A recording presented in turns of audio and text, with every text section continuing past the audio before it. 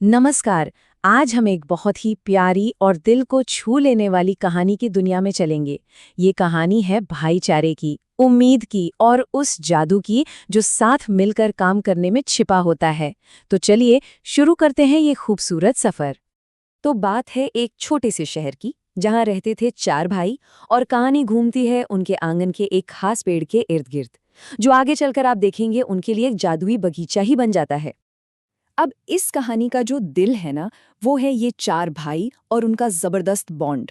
मतलब वो सिर्फ भाई नहीं थे, वो एक टीम थे। एक ऐसी टीम जिसके लिए एक दूसरे का साथ ही सब कुछ था। तो चलिए इन भाइयों से मिलते हैं। सबसे पहले प्रियांशु, ये थे टीम के प्लानर, हर चीज की प्लानिंग यही करते थे। फिर आते हैं नीलांशु, थोड़े शांत, कम बोलने वाले, पर सोचते बहुत गहरा थे। तीसरे नंबर पर थे प्रियम, एकदम एनर्जी से भरे, शरारती, जिनकी वजह से घर में रौनक रहती थी। और आखिर में सबसे छोटे प्रीतेश, जो थे खुशियां बिखेरने वाले मास्टर। मतलब चारों एकदम अलग थे, पर जब साथ होते थे तो बस कमाल थे। सब कुछ बढ़िया चल रहा था, हंसी खुशी का माहौल था। पर फिर एक दिन उनकी इस दुनिया में एक चिंता आ गई। हुआ ये कि उनके घर के पास जो एक पुराना आम का पेड़ था ना, जिसके साथ उनका पूरा बचपन बीता था, वो अचानक मुरझाने लगा, एकदम बेजान सा होने लगा। एक शाम की बात है, सब उदास बैठे थे उसी पेड़ के नीचे। तभी प्रियम ने सबकी चुप्पी तोड़ते हुए पूछा, यार हमारे पेड़ को ये हो क्या रहा है? और ये बस एक सवाल नहीं था, ये तो बस शुरुआत थी एक ऐसे इम्तिहान की जो उनके रिश्ते को परखने वाला था। और बस इतना सुनना था कि चारों भाइयों ने फैसला कर लिया कि वो अपने इस पुराने दोस्त को ऐसे अकेले नहीं छोड़ सकते। और यहीं से शुरू हुआ उनका पेड़ बचाओ मिशन। अच्छा, उनका प्लान बहुत सिंपल था, कोई रॉकेट साइंस नहीं। क्या करना था? रोज पेड़ को पानी देना है, उसके आसपास की मिट्टी को थोड़ा साफ करना है और ताकत के लिए खाद डालनी है, बस।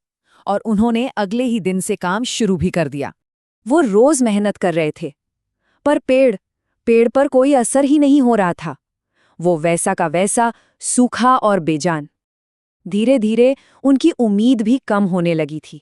और आखिर में जो सबसे चंचल था प्रियम, उसी का सब्र जवाब दे गया। उसकी आवाज में ना एक निराशा थी, एक थकान थी, जब वो बोला, कुछ भी तो नहीं हो रहा है यार। तभी बड़े भाई प्रियांशु ने, प्लानर ने, उसके कंधे पर हाथ रखा और बहुत शांत होकर समझाया, धीरज रख प्रियम, अच्छी चीजों में वक्त तो लगता ही है। उसकी बातों में एक ऐसा भरोसा था कि बाकियों को भी हिम्मत मिल गई। और फिर आया प्रीतेश का नंबर, जो हमेशा माहौल को लाइट कर देता था। वो बोला, अरे हार क्यों मान रहे हो, हम चारों साथ हैं, यही तो अपनी सुपर पावर है। और बस उसकी इस एक बात ने जैसे सारी टूटी हुई हिम्मत वापस जोड़ दी। तो बस उन्होंने हार नहीं मानी, बल्कि अब तो 2 गुने जोश के साथ काम पे लग गए। और आखिरकार उनकी ये एकता, ये मेहनत रंग लाने ही वाली थी। 2 हफ्ते और बीत गए और फिर एक सुबह उन्होंने जो देखा वो सच में किसी जादू से कम नहीं था। वही सूखी टहनियां, उन पर छोटी छोटी नई हरी पत्तियां निकल आई थीं। वो पेड़, वो फिर से जी उठा था। चारों भाई तो बस खुशी से उछल पड़े। उनकी आंखों में एक अलग ही चमक थी, जीत की चमक। उसी वक्त प्रियांशु ने मुस्कुराते हुए कहा, देखा, यही है वो जादू जिसके बारे में मैं कह रहा था, हमारी एकता और हमारा सब्र। और तब सबको समझ आया कि असली जादू कहीं बाहर से नहीं आया, वो तो उनके साथ मिलकर काम करने में ही था।